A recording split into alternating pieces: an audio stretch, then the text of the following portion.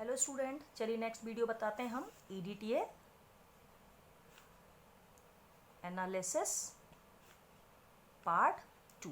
Means अभी तक अपन लोगों ने क्या कर लिया था, उसकी थ्योरी और प्रोसीजर पढ़ ली थी। अब इसके बाद नेक्स्ट क्या हो जाएगा, उसका ऑब्जर्वेशन एंड कैलकुलेशन। तो ऑब्जर्वेशन के लिए ऑब्जर्वेशन टेबल आपको फॉर्म करना पड़ेगा। तो ऑब्जर्वेशन टेबल फॉर्म करने के लिए सीरियल नंबर हो जाएगा आपका सीरियल नंबर, फिर volume of the sample water, और यहाँ पर हो जाएगा volume of the EDTA solution. ठीक है। अब हम इसमें क्या करते हैं, इनिशियल और फाइनल रीडिंग ले लेते हैं कि बार बार अगर आपको ज़ीरो कर रहे हैं तो इनिशियल कर लेते हैं इसको, इनिशियल, और ये फाइनल रीडिंग आ जाएगी। तो सीरियल नंबर 1, वॉल्यूम कितना लिया है आपने 50, और फर्स्ट रीडिंग सपोज जो ब्लू कलर आया है वो पहले तो अपन ने इसको 0 ml पे रख लिया। फर्स्ट रीडिंग हमारी आ गई है 20 ml के। हमको तब तक करना है टाइट्रेशन जब तक कि दो रीडिंग हमारी एक जैसी नहीं आ जाती। फिर अगेन हमने 50 लिया, वापस इसको 0 पर कर लिया। अगर 0 नहीं करना है तो यहाँ 20 लिखेंगे। फिर अब मैंने वापस से 0 कर लिया। फिर नेक्स्ट रीडिंग भी आपकी कितने पर आई, 20। तो जो सैंपल वाटर की रीडिंग आई है वो कितनी आई है, 20। अगर आपको लग रहा है कि टेम्परेरी हार्डनेस भी हमें निकालनी है तो आप क्या करेंगे, इसी वाटर को बॉईल कर दीजिए। बॉईल करने के बाद अगेन टाइट्रेशन करेंगे आप। तो टाइट्रेशन करने पर ये रीडिंग क्या होगी, कम होगी। तो फिर कैलकुलेशन में उस पार्ट को हमको रखना पड़ेगा। तो मैंने न्यूमेरिकल में आपको पूरा कैलकुलेशन बताया, ये मैं आपको थ्योरी पर्पज से बता रही हूँ। तो आपको लगता है कि आंसर को इंक्रीज़ करना है तो करिए, नहीं तो फिर कोई प्रॉब्लम नहीं है। तो अब हम लोग क्या करेंगे, determination of the total hardness calculation. Determination of total hardness. अब determination of the total hardness में फॉर्मूला हमने लिया हुआ था पहले, जब हम लोग पूरा स्टैंडर्डाइजेशन कर रहे थे, तो वो वाला पार्ट हम लोग हटा देंगे। अब हम केवल थ्योरी पढ़ रहे हैं तो हमें वो लिखने की ज़रूरत नहीं है। तो हमने क्या लिया है यहाँ पर, 50 ml of sample water equals to, इसके लिए रीडिंग कितनी आई हमारी, 20 ml ऑफ ईडीटीए यूज या कंज्यूम। ये दोनों बराबर नहीं है। ये 50 ml हमने स्टैंडर्ड हार्ड वाटर लिया था, सॉरी स्टैंडर्ड नहीं, सैंपल वाटर लिया था, उसकी रीडिंग कितनी आई है, 20।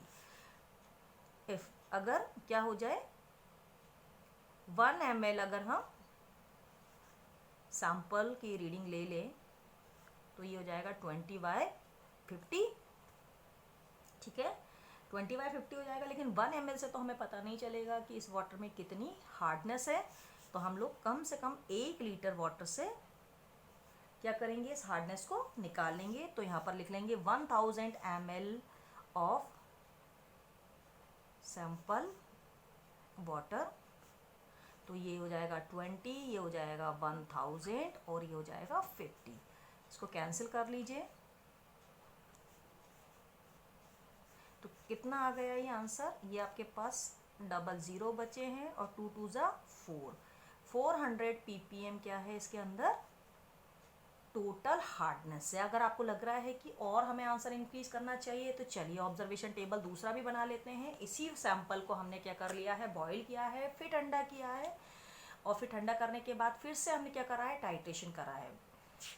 ये बता दूँगी, ये अपन ने किया था ना पहले वाले वीडियो में यहाँ पर। तो यहाँ सैंपल की जगह हम लोग क्या करेंगे, फिर से 50 ml बॉयल वाटर ले लेंगे। ओके, 50 ml बॉयल वाटर लेंगे, 1 ml बफर लेंगे उसमें, और 1 ड्रॉप ईबीटी ऐड करेंगे। अब इसमें से टेम्परेरी हार्डनेस तो क्या हो गई है, रिमूव हो गई है, क्योंकि वाटर को हमने क्या कर लिया है, बॉयल कर लिया है। अब जो रिएक्शन होगी तो कलर थोड़ा सा कैसा आएगा, इसमें से लाइट ब्लू आएगा।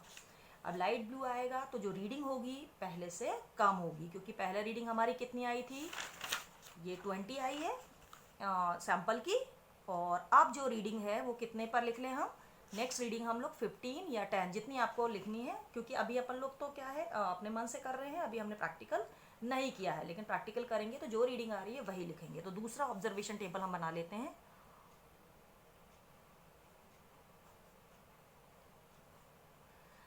Observation table number 2। अब किसके लिए कर रहे हैं हम इसको, बॉयल वाटर के लिए।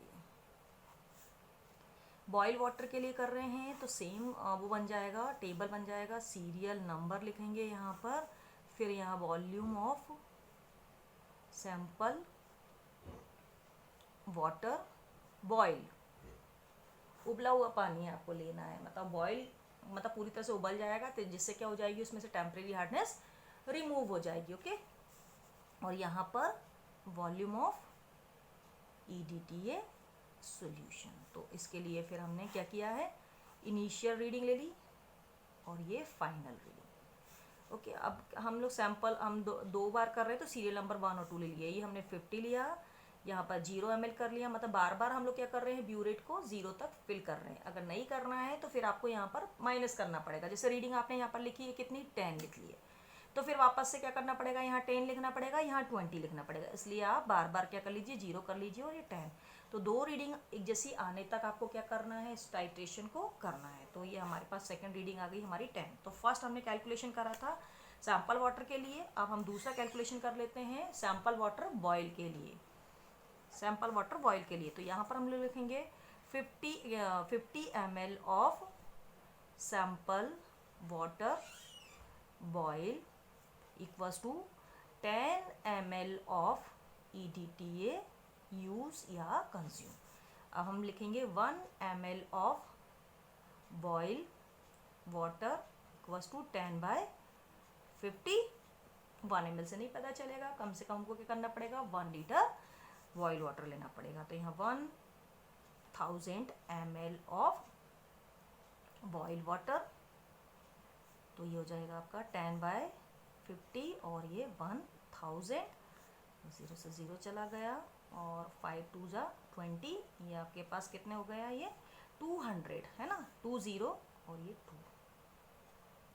तो हमारे पास जो रीडिंग आई है वो, अब ये जो इसमें हमको यहाँ लिखना भूल गए हम लोग, यहाँ हमने लिखा था determination of the total hardness, अब यहाँ पर हम लोग लिखेंगे डिटर्मिनेशन ऑफ परमानेंट हार्डनेस। ठीक है, अब हमारे पास टोटल हार्डनेस है और परमानेंट हार्डनेस है, तो हमें अब टेम्परेरी हार्डनेस का फॉर्मूला लगाना पड़ेगा। तो हम लोग लगाएंगे फॉर्मूला टोटल हार्डनेस माइनस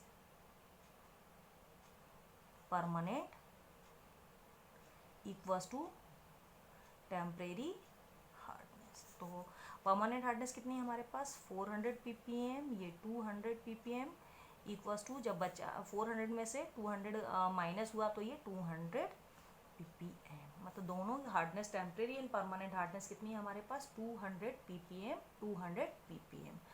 इस तरह से थ्योरी में आपको ऐसे पूरा इसका आंसर लिखना होगा। न्यूमेरिकल हम ऑलरेडी इसके सॉल्व कर चुके हैं, आप आगे और भी सॉल्व करिए। All the best.